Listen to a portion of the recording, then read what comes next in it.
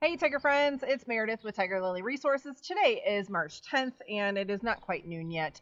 And again, another gorgeous day, so I took advantage of sitting out on the deck. So I wanted to give an amazing update.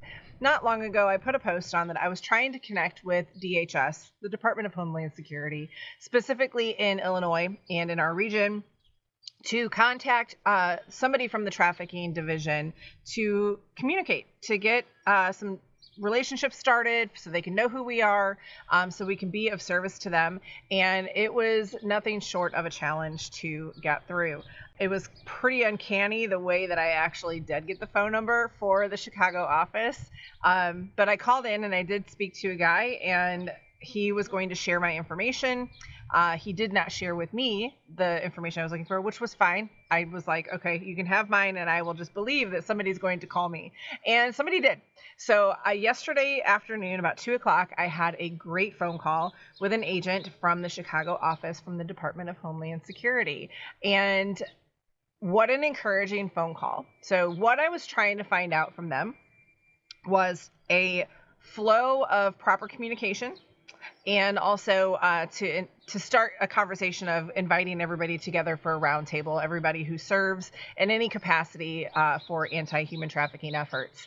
So the conversation was not crazy long, but so full of goodness.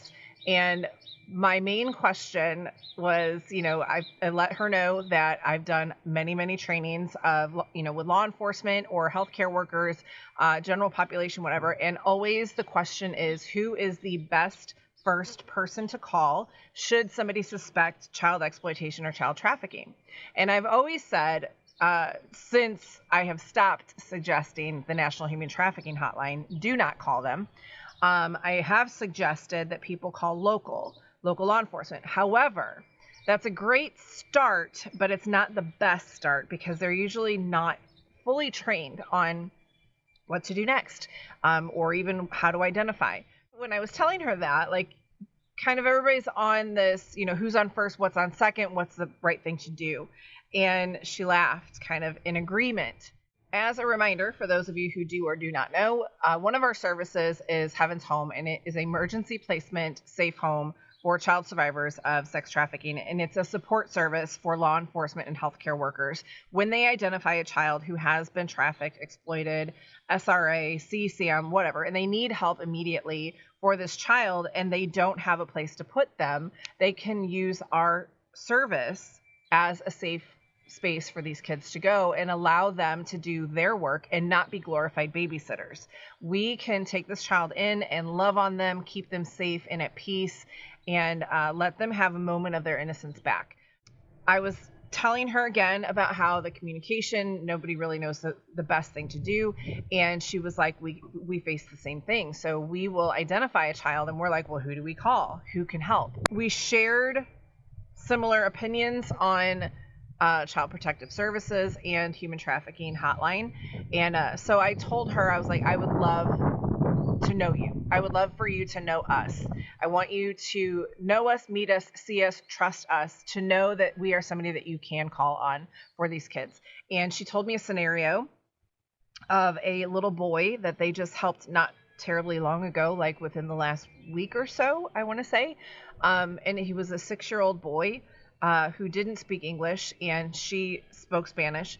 And the agents who had found him, they couldn't get much information from him because they didn't speak Spanish. So they called her in, and she discovered that he was not from Illinois, or he stated that he wasn't from Illinois. And DCFS said that because it was an interstate case, not to call them. I've actually heard also that DCFS has said that if it's not a family-related trafficking issue, not to call them. So they're like, okay, so who do we call? And like I've mentioned before, we are one of only 4 in the entire Midwest that does what we do. And honestly, I want to look in a little bit more to the other ones and see exactly how they run their operations, because I don't think they do it like we do. So we do work on referral. So we are now introduced to her, and once they know us, once they come meet us, once they know they can trust us, we will be a point of contact that they can call for an emergency placement. So like this example of this little boy, they didn't have any place to put him. And so they all took turns taking care of this little boy in a hotel room. Not the best scenario, and not the best use of their time either. So we will be a support service for these kids. And so people have asked before, well, are you guys operating? What's going on? Are you doing anything? We're ready. We're not technically operating right now because we operate on referrals. So we are still establishing stronger relationships with law enforcement, with healthcare workers, so they know that we're here. But believe me, there's plenty of service to be offered, especially from the feedback that she gave.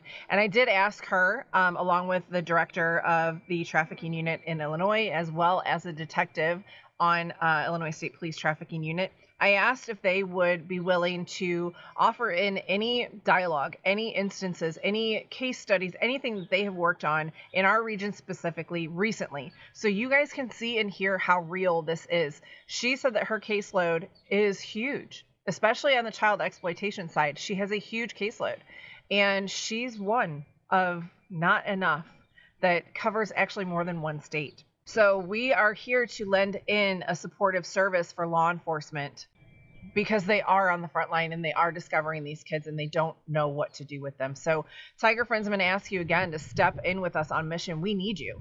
This is real. And we do not rely on state and federal funding for many reasons, but primarily because we are a private faith-based service. We are Christ-centered. So doing something state and federally funded, it really limits us on the capacity that we can flow in our faith.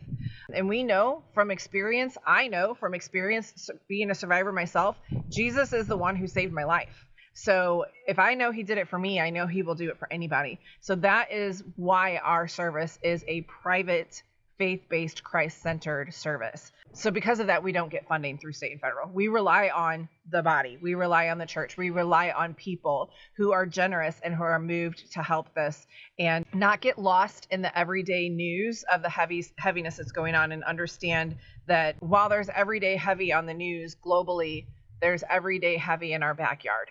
And we're here to support our law enforcement and to train more families to do what we're doing. There's not enough homes, there's not enough services, and we want to be a great support, serving in excellence to serve these children. So Tiger Friends, I'm going to invite you yet again, please join us on mission as a monthly superhero.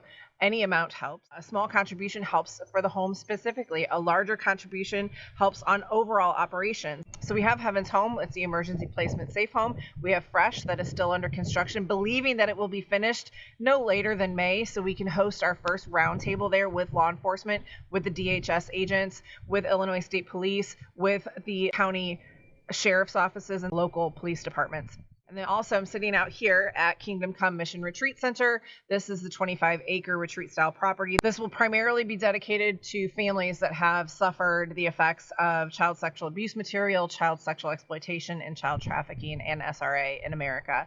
They can come out here and use this property as a sweet retreat to come together and just be at peace and live a little bit of sweet life together before they get back out into the real world. Those are the three main ways that your giving helps us function, and primarily is the safe home and the training center. But again, Tiger Friends, we can't do any of this work without you. Those kids need us. Law enforcement needs the backup. We need you to come on mission with us. Will you do it, and will you do it today? Whoever will may come. That was in my reading this morning.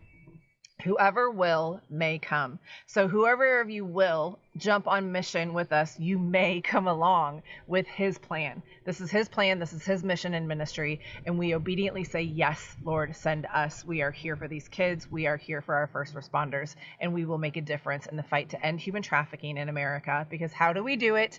We do it together. So Tiger Friends, until next time, this is Meredith with Tiger Lily Resources, and I am signing off.